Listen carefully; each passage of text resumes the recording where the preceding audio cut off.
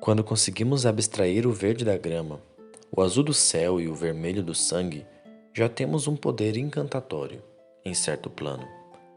E o desejo de empunhar esse poder no mundo externo às nossas mentes desperta. Não se segue daí que usaremos esse poder bem em qualquer plano. Podemos lançar um verde mortal sobre o rosto de um homem e produzir um horror. Podemos fazer a rara e terrível lua azul brilhar, ou podemos fazer com que bosques vicejem com folhas prateadas, ou que carneiros usem velos de ouro e colocar fogo quente na barriga da serpente fria. Mas em tal fantasia, como é chamada, nova forma é criada. Feéria começa. O homem torna-se um subcriador. Sou Lantan e Ilquen. Sejam bem-vindos à Nova Gênesis e a mais esse Lamed Logia. Com muito prazer, hoje eu vou falar sobre Tolkien, especialmente sobre o conceito de subcriação.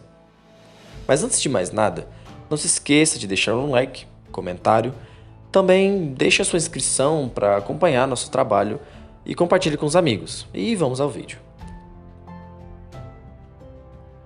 Para penetrarmos nesse conceito de Tolkien e o que o faz tão importante, é preciso entender algo sobre sua visão em relação aos contos de fadas.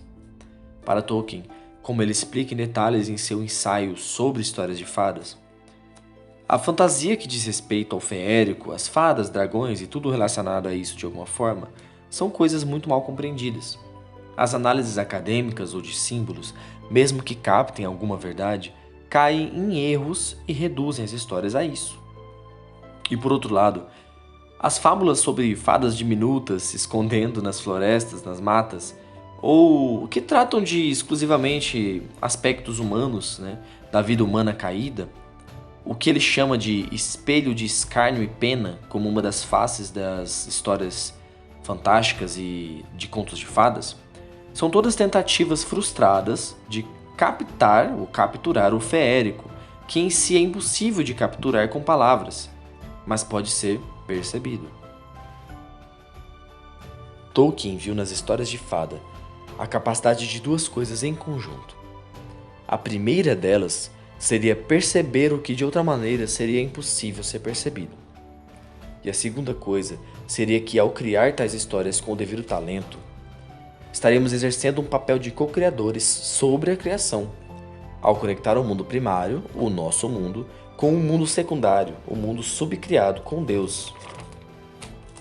Dessa maneira, meta-abstraindo a ficção, a enxergando como uma realidade tornada plena através do homem, Tolkien nos diz sobre uma capacidade primordial do homem, de encantar para o mal e para o bem, de esconder e de revelar, e de abrir caminhos para esses mundos fantásticos, e mesmo que ainda por pouco tempo, nos permitir comungar dos mistérios da fantasia. Mas infelizmente, diferente da criança que, diante de uma história subcriada com sucesso, tem a crença literária, o adulto frequentemente é mantido ali por algo sentimental, como memórias nostálgicas, e sentem que deveriam gostar da história, sentem que deveriam suspender a descrença.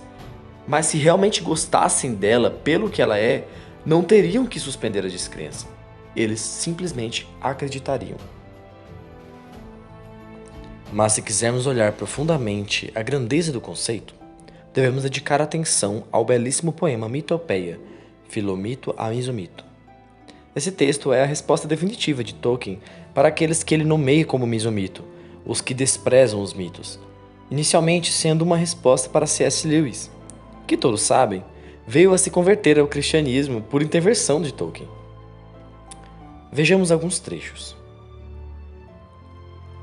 Não vê estrelas quem não as vê primeiro, qual prata viva explodindo em chuveiro, chama florida sob canção antiga, cujo eco mesmo da longa cantiga o perseguiu. Não há um firmamento, só vazio, se não tenda paramento por elfos desenhado, não há terra, se não ventre de mãe, que a vida encerra.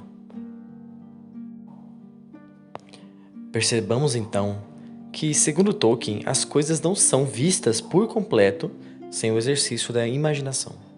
As coisas da natureza estão em latência, que o homem completa ao, entre aspas, fantasiar.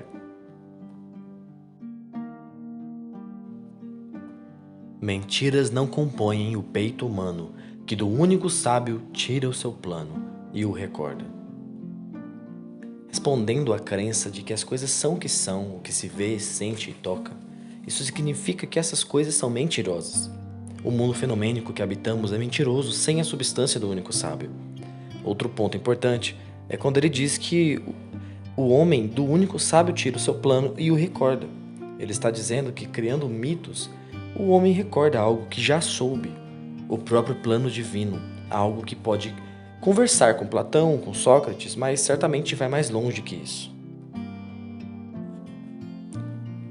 Ainda que alienado, algo não se perdeu nem foi mudado. Desgraçado está, mas não destronado, trapos da nobreza em que foi trajado, domínio do mundo por criação. O Deus artefato não é seu quinhão, homem subcriador, luz refratada em quem matriz branca é despedaçada por muitos tons, e recombinada, forma viva mente a mente passada. Se todas as cavas do mundo enchemos com elfos e goblins, se fizemos deuses com casas de trevas e de luz, se plantamos dragões, a nós conduz um direito, e não foi revogado. Criamos tal como fomos criados.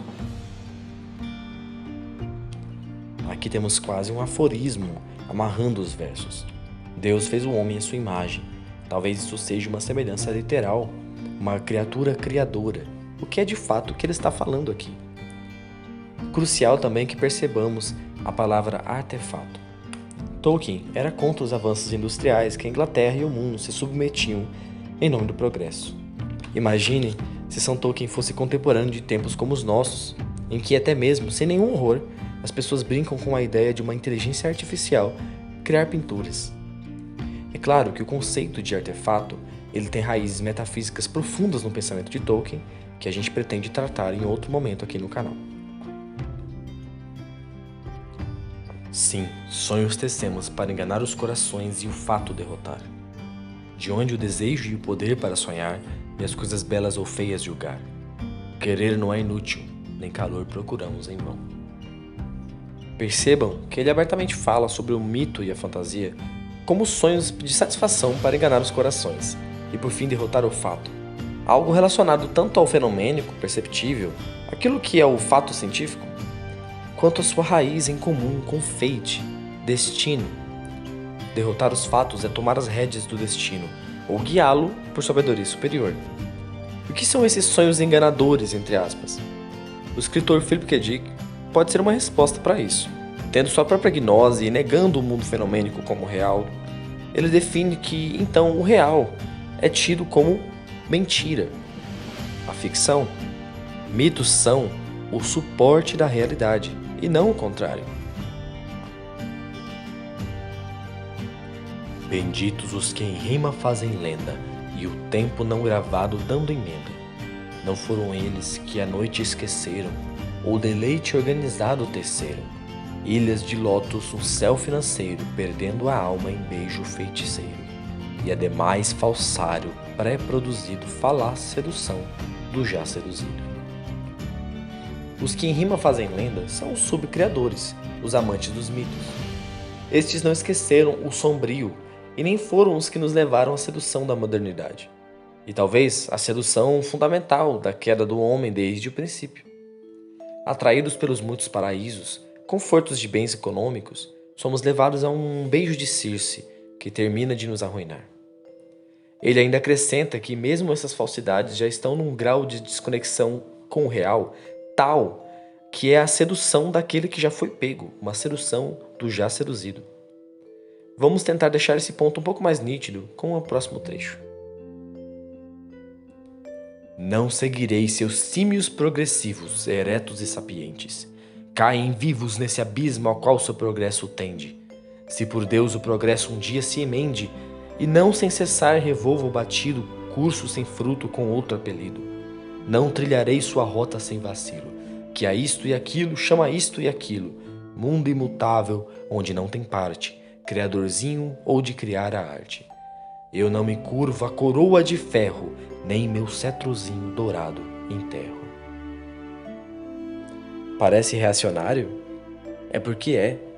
Isso é o que é de fato estar contra o mundo. Apenas alguns poucos são capazes de ver o mundo da mesma maneira e negar o caminho do mito moderno, infrutífero e doente como é.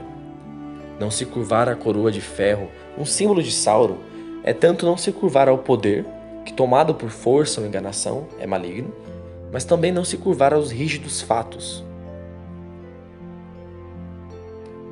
E além disso, o cetozinho dourado é um perfeito símbolo desta realeza que o homem não perdeu, apesar de estar em desgraça.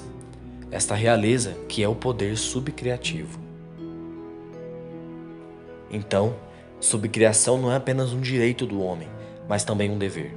As coisas não estão redimidas enquanto nelas não damos sentido, e o homem não estará nunca redimido se não assumir o mito como esta fonte de redenção, e o bom conto de fadas como um evangelho, no sentido literal da palavra, uma boa nova, uma alegria. Bom, pessoal, vamos ficando por aqui. Eu agradeço profundamente a quem chegou até esse ponto. Eu peço que curta, comente e compartilhe. E não se esqueça de deixar a sua inscrição se quiser acompanhar mais novidades. Tem muita coisa boa por vir ainda. Nova Gênesis agradece e até a próxima. Namarie.